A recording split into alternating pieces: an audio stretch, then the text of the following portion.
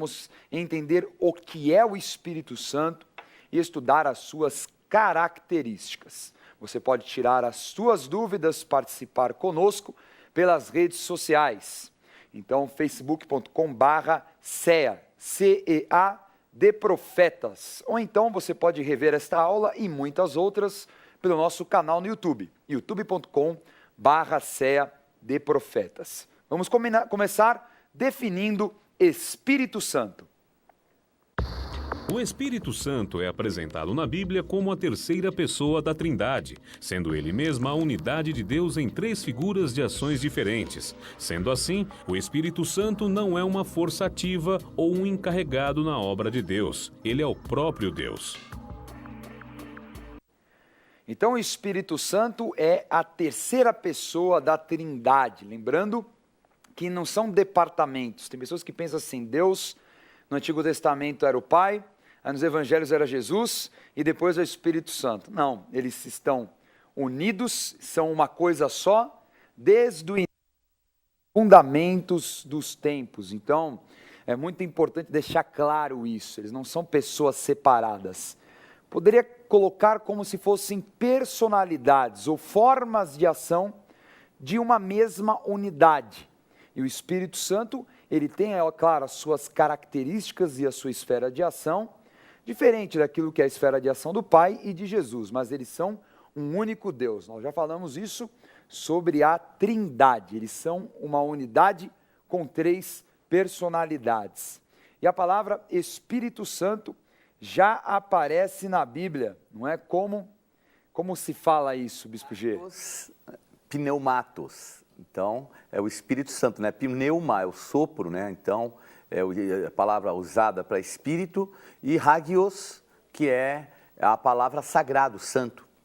É interessante que já em Mateus 28, Jesus fala isso, para nós batizarmos em nome do Pai, do Filho e do Espírito Santo, exatamente essa palavra. E é interessante o quê? Mostrando aí o poder da Trindade, né? A forma da manifestação de um único Deus. Vamos começar entendendo um pouquinho mais do aspecto do Espírito Santo pela passagem de João, capítulo 15. Vamos lá, João 15, versículos 26 e 27. Disse Jesus: Quando, porém, vier o Consolador, que eu vos enviarei da parte do Pai, o Espírito da verdade, que dele procede, esse dará testemunho de mim. E vós também testemunhareis, porque estáis comigo desde o princípio. Interessante que o Espírito Santo ele age como o Consolador e como testemunha. E através de nós também nós somos testemunhos da glória de Jesus Cristo, do seu poder e da sua graça salvadora. Então nós, cheios do Espírito Santo, manifestamos a vontade de Deus, os dons e tudo aquilo que está relacionado ao homem com Deus. Então o Espírito Santo presente em todo o tempo dentro daqueles que o buscam. E a palavra fala isso, que o Senhor procura adoradores que o adorem em espírito e em verdade. E você é um adorador assim, que o adora em espírito e em verdade? Será que Deus vai encontrar em você um adorador que te adora em espírito e em verdade? E essa palavra consolador, Bispo G, é uma palavra bem interessante. É a palavra parácletos, que é aquele que está ao lado, e kletos, para ajudar, advogar, consolar. Então tem uma série, né, de definições para esse termo kletos, que nada mais é que o Espírito Santo em nós, que veio com todas essas funções para estar fazendo aquilo que nós, humanamente, não poderíamos fazer. Não um consolador como aquela coisa, meu, se eu estou chateado. Não. Aí alguém vem fazer um carinho ou coisa do gênero. Isso, tapinha nas costas. Não. É algo muito mais profundo, né? É o Emanuel. É o Deus conosco mesmo, presente, atuante, porque não é só presente, né? Ele é atuante também. E não é só um consolo, é alguém que advoga, é alguém que nos ensina. Então tem uma série de situações que fazem com que essa palavra se manifeste numa plenitude muito grande. Para ter uma ideia, 16 sinônimos não são suficientes para a palavra no português. Uau! E tudo sempre relacionado à ação. algo que tem atividade, né? Não é algo passivo. Sem É dúvida. algo que sempre está agindo de alguma forma. Tanto que é sempre ligado ao movimento, ao mover, né? Então, pneuma, sopro, pneumáticos, né? Que são as coisas espirituais também, é ligado a sopro, ao mover. Então, é tudo ligado a isso mesmo, né? Algo que é uma ação. O poder de Deus, para nós sermos testemunhas dele, o poder é o poder dinamis, né? De onde vem dinamite. Então, é tudo movimento, é mover. E Jesus já dá esse sinal quando bate aquele papo noturno com Nicodemos, lá em João 3, ele fala com Nicodemos e fala, ó, aquele que nasceu de novo mesmo, né, aquele que renasceu, ele é como o vento, já é a figura do sopro, né? Não sabe na sua carne, na sua alma para onde vai, da onde vem, mas pelo Espírito é guiado. Então a gente já vê esse sinal, né? Jesus já tratando de coisas espirituais profundas, logo no início do seu ministério, e com um homem que conhecia bastante da lei. Sem dúvida. E também, né, logo no batismo com o Espírito Santo, o momento que a igreja recebe o poder, a autoridade, é como um vento que entra, é um vento impetuoso ainda, não é só um vento, é um vento impetuoso que se manifesta ali e aí eles começam a falar em línguas, né? Maravilha. Vamos ler 1 Coríntios capítulo 2, falando um pouquinho sobre a sabedoria, o conhecimento do Espírito Santo. Vamos lá. Primeira carta aos Coríntios 2, versículos 10 e 11. Mas Deus nolo revelou pelo Espírito, porque o Espírito a todas as coisas perscruta, até mesmo as profundezas de Deus. Porque qual dos homens sabe as coisas do homem, senão o seu próprio Espírito, que nele está? Assim também as coisas de Deus ninguém as conhece, senão o Espírito de Deus. Então o Espírito Santo, por ser um caráter de Deus, ele é onisciente, ele sabe todas as coisas, tem todo o conhecimento, tudo aquilo que é mais profundo, o Espírito Santo sabe e dá ao homem a condição também de saber. E tem uma palavra bonita aqui no português, palavra bonita, né? Perscruta. Que é isso? Perscruta, é aquele que sabe, que sonda, que traz interpretação, é ligado a sentido. A trazer, então o Espírito Santo ele traz sentido a todas as coisas, ele sabe também tudo o que acontece no interior do homem. E uma outra palavra assim, interessante, aqui que fala até mesmo as profundezas de Deus. E a palavra profundezas é a palavra batos, de onde vem batismo. Então batismo mesmo é de imersão. E a palavra batos é nada mais do que as coisas mais profundas de Deus, que então o Espírito Santo perscruta, ensina, nos ministra, sabe, conhece. E pela sua onisciência, ele também dá a sabedoria e o conhecimento, como nós lemos, ao homem. Também através de dons, como o próprio dom da sabedoria. Então, muito interessante que as características do Espírito Santo, elas são concedidas ao homem através de dons. Vamos ler. Vamos lá. Primeira carta aos Coríntios 12, versículo 8. Porque a um é dada, mediante o Espírito, a palavra da sabedoria, e a outro, segundo o mesmo Espírito, a palavra do conhecimento. Então, assim como o Espírito Santo ele é onisciente, sabe todas as coisas, ele também dá a condição ao homem de ter a palavra de sabedoria, a palavra de conhecimento. Então ele coloca os seus atributos, as suas características no homem. Isso é unção. Então nós acabamos de definir unção. A unção o que é? São os atributos delegados pelo Espírito Santo de Deus ao homem para ele cumprir a vontade do Senhor.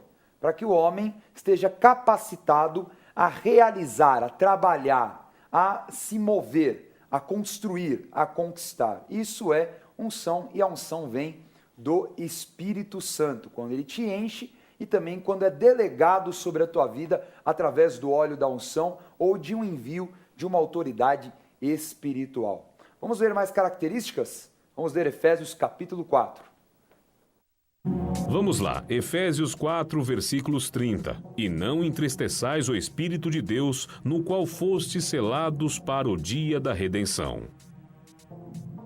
Olha só, Bispo G fala que o Espírito Santo pode se entristecer. Ele tem emoções, sentimentos. Sem dúvida, porque ele é Deus. E Deus tem emoção, Deus é amor, o principal sentimento, né? Então nós vemos que ele se entristece, a Bíblia diz que ele interfere por nós, intercede por nós, com gemidos inexprimíveis, quer dizer, o sentimento que está aí colocado, esses gemidos inexprimíveis, é que muitas vezes chora mesmo com a gente, com aquilo que a gente sente. Então, isso é maravilhoso, a gente saber que o Espírito Santo não é alguém que está lá nos mais altos patamares e de repente, tipo assim, se vira. É alguém que está com a gente, é o Deus presente. Não que tem coração como nós, mas que tem um coração, que tem sentimento assim, né? Sem dúvida. E assim, é legal a figura do Espírito Santo, e isso é bem claro, que é algo muito pessoal. O Espírito Santo como uma pessoa mesmo. Isso para o homem é muito legal, porque o Espírito Santo sabe das dificuldades, das limitações do homem, e assim o Espírito Santo vai trabalhando o homem para o seu aperfeiçoamento, para a sua evolução, para que o homem tenha autoridade contra demônios, contra dominadores, contra entidades que muitas vezes o assolam. E o interessante é que essa palavra não entristeçais é uma palavra ligada à mágoa. Então, da mesma forma que Deus tem esse sentimento e nos acompanha, ele também tem um sentimento de entristecer, não no conceito de guardar uma amargura, um rancor, mas a mágoa é alguma coisa, porque é um lado do desapontamento. E nós temos que entender que quando ele nos cela com o Espírito Santo, nós não podemos desapontá-lo, porque nós temos como recorrer a esse Espírito a ponto de não o desapontarmos, né? Então, fica aí algo muito importante, tanto que ele fala aqui, ó, ele coloca aqui mais à frente quais são as características que podem trazer esse sentimento, né, de, vamos dizer, entre aspas, né, de amargor, que é, ó, ele ainda fala, olha, de vós, toda amargura, cólera, ira, gritaria, blasfêmias. Então percebemos que é o quê? É o oposto daquilo que é o fruto do Espírito Santo, que é tudo ao contrário, né? É mansidão, é amor, é alegria, é paz, é domínio próprio. Quer dizer, então, nós vemos aqui que se formos selados, nós temos que ter e sempre buscar. Está reagindo de forma diferente? Busca o Espírito Santo, ele muda até o teu humor. É verdade. E trata a personalidade, né, do homem. O Espírito Santo, ele trata muito, porque ao longo da sua história, o homem, pelos seus traumas, pelo tipo de relacionamento que construiu, pelas pessoas que andou, acaba tendo um tipo de educação, uma escola e até características particulares do teu caráter e também de personalidade. São duas coisas diferentes, né? Tem gente que tem um mau caráter e tem personalidade complexa, tem gente que tem bom caráter, mas também tem personalidade complexa. Então, caráter é uma coisa e personalidade é outra. Mas tem pessoas que têm a sua personalidade tratada. Então, não é à toa que você vê, às vezes, uma pessoa na igreja que ela vem extremamente tímida. A pessoa chega à igreja, se converteu tímida, não fala com ninguém. Passa os anos, você vê a pessoa falando, pregador já. O que aconteceu? O Espírito Santo e também, é claro, o auxílio daqueles que são usados pelo Espírito Santo, as autoridades, os pastores, aqueles que discipulam, vão o quê? Tratando a personalidade. Fala, olha, não dá para você continuar sendo assim. Essa timidez aí não é algo natural, ninguém nasce tímido. Você foi, com o tempo, né, tendo essa tua personalidade abatida, né, achatada, você se tornou uma pessoa dura. Eu posso dizer que foi comigo assim, né, porque eu era muito tímido, extremamente tímido, me isolava de todo mundo, eu tive um problema muito sério de acne, e isso me fazia sentir um complexo e me afastava de todo mundo. E nunca imaginei que eu poderia trabalhar em comunicação. Para mim, quando tinha, inclusive, na faculdade, tinha o que eles chamavam de seminário, eu desaparecia. O seminário era assim, você tinha que fazer a apresentação. Eu desaparecia da classe, eu sumia, porque não tinha coragem de me apresentar. Depois disso, Deus fez uma transformação tão grande que é irreconhecível quem eu era e o que o Espírito Santo de Deus fez, né? É realmente o nascer de novo, o renascer, né? Vamos ler agora Coríntios 12, que fala sobre a onipotência do Espírito Santo. Vamos lá, primeira carta aos Coríntios 12, versículo 11. Mas um só, e o Espírito realiza todas estas coisas, distribuindo-as como lhe apraz, a cada um individualmente. O Espírito Santo realiza como lhe apraz. Então, age segundo a sua vontade. E tem todo o poder conferido porque ele é Deus. A gente vê uma passagem interessante quando o apóstolo Paulo, em sua viagem missionária, ele deseja ir para uma região, o Espírito Santo fala para ele, não, você não vai para essa região, você vai para outra, você vai para a Ásia Menor. Então a gente vê que o Espírito Santo, ele vai conduzir o homem à sua vontade. E ele age segundo isso. E ele impele, ele fala, não, Paulo, você não vai para lá. Você vai para onde eu quero que você vá. Não é Galácia, agora é a hora de prazer menor. Então você vê essa condução do Espírito Santo, né, o exercício do poder e da autoridade. E interessante, Dani, aqui essa palavra, porque a palavra realizar é a palavra energel, de onde vem a palavra energia. Então o apóstolo nos ministra muito a respeito disso, que tanto a religiosidade quanto o inimigo roubou algumas palavras que são poderosas no Espírito Santo de Deus, né? Porque às vezes a pessoa fala, estou com uma energia, então a pessoa já leva para um lado meio místico, e não é, é espiritual, porque o Espírito Santo de Deus, o que ele faz? Ele nos energiza com todas essas coisas, quer dizer, ele traz esse mover dessas coisas. É o que o pai fala que é o poder da realização. É? Não é? Esse poder de realização, o Espírito Santo é impressionante. Coisas que até na tua carne você não teria condição de fazer, mas o Espírito Santo, ele te enche mesmo, né, de força, de energia para você alcançar o resultado. É interessantíssimo isso. Vamos ver Romanos capítulo 8, que fala sobre intercessão. Vamos lá, Romanos 8, versículo 26 e 27. Também o Espírito semelhantemente nos assiste em nossa fraqueza, porque não sabemos orar como convém, mas o mesmo Espírito intercede por nós sobremaneira, com gemidos inexprimíveis. E aquele que sonda os corações sabe qual é a mente do Espírito, porque segundo a vontade de Deus é que ele intercede pelos santos. Eu falo da função de intercessão do Espírito Santo. Olha só, ciente que nós não sabemos orar como devemos, que muitas vezes não temos a fé necessária, o Espírito Santo ele entra na brecha, porque interceder é isso, né? É entrar na brecha do outro, é interferir espiritualmente a favor do outro. Então o Espírito Santo ele entra nesse caráter de interferência ao nosso favor, de realmente advogar, de ajudar, diante do Pai falar, olha, ele precisa disso, eu sei qual é a necessidade dele. E ele sonda o nosso coração, ele sabe os nossos limites. Às vezes as pessoas têm uma visão muito religiosa de um Deus tirano, né? De um Deus que parece que está jogando videogame, né? Ver qual que é do homem, vamos ver qual que é do homem, tá com os anjos comendo pipoca, assistindo para ver o homem sofrer. Pelo contrário, até a condição de Emmanuel é Deus conosco, o Espírito Santo presente, completamente oposto a esse raciocínio, ajudando o homem, está ali à disposição do homem. Se o homem buscar, ele vai responder e vai conferir também dons e autoridade ao homem, não é? Vamos ver agora João 16, sobre o poder do convencimento do Espírito Santo. Vamos lá, João 16, versículos 7 a 11. Mas eu vos digo a verdade, convém-vos que eu vá, porque se eu não for, o Consolador não virá para vós outros. Se porém eu for, eu vô-lo enviarei. Quando ele vier, convencerá o mundo do pecado, da justiça e do juízo. Do pecado, porque não crê em mim. Da justiça, porque vou para o Pai, e não me vereis mais. Do juízo, porque o príncipe deste mundo já está julgado. Nós vamos numa próxima aula falar com mais detalhes sobre essa passagem que é impressionante, é incrível, mas nós já temos aí um entendimento que o Espírito Santo traz o convencimento. Você pode ter um excelente discurso humano, você pode falar muito bonito, mas sem a manifestação do Espírito Santo se torna, um conjunto de palavras vazias.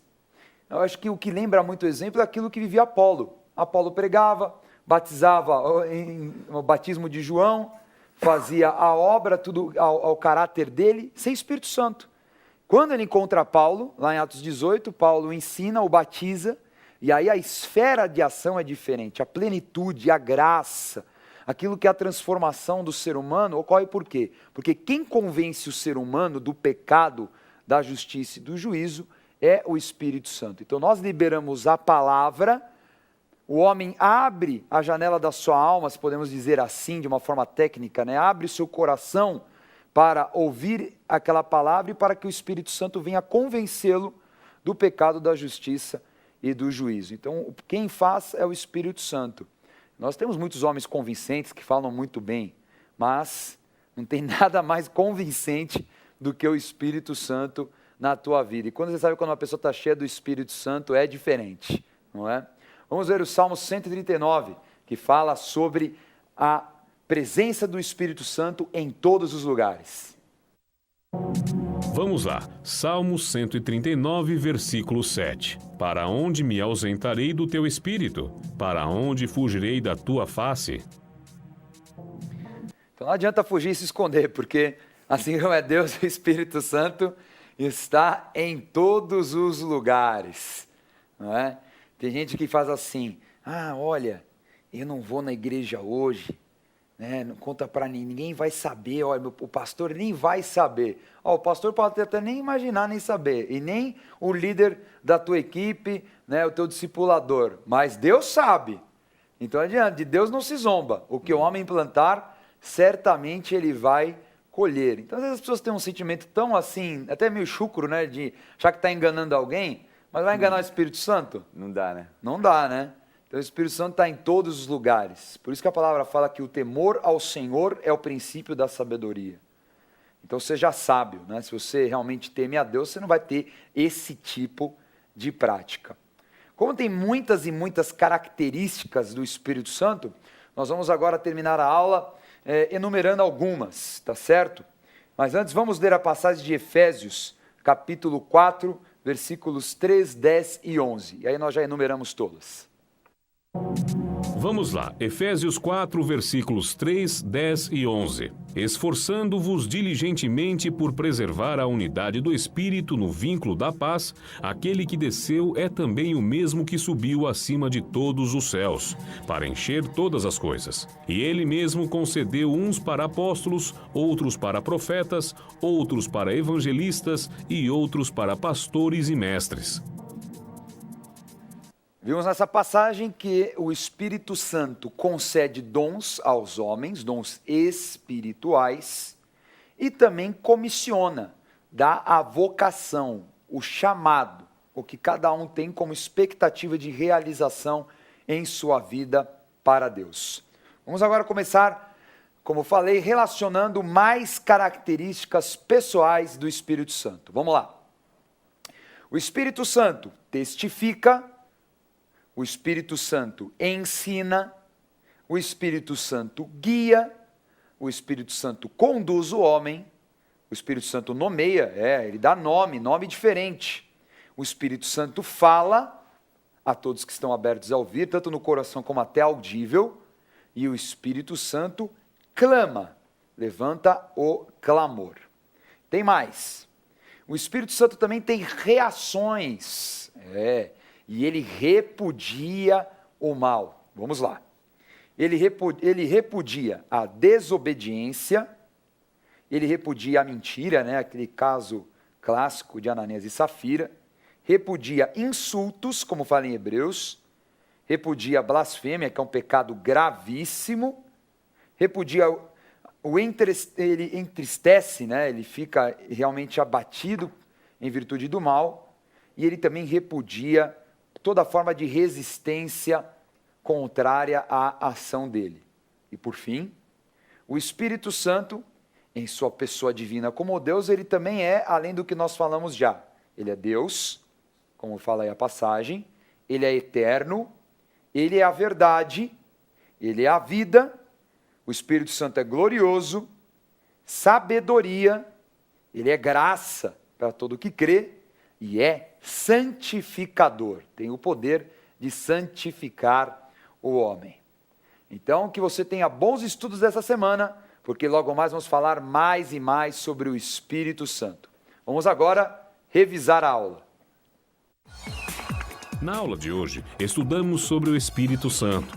O Espírito Santo é apresentado na Bíblia como a terceira pessoa da Trindade, sendo ele mesmo a unidade de Deus em três figuras de ações diferentes. Sendo assim, o Espírito Santo não é uma força ativa ou um encarregado na obra de Deus.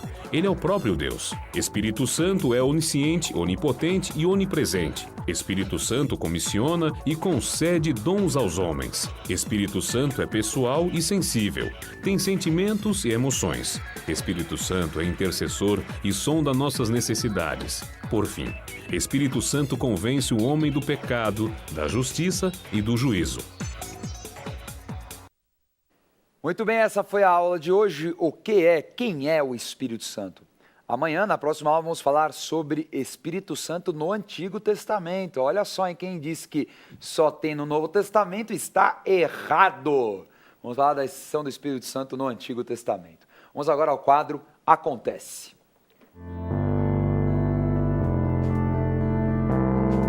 Não perca a oportunidade de se aperfeiçoar mais no conhecimento da Palavra de Deus e desenvolver seu ministério. Participe dos cursos do Centro de Estudos Apostólico. Para mais informações, acesse ceaapostólico.com.br ou entre em contato pelo telefone 11 3203 0641.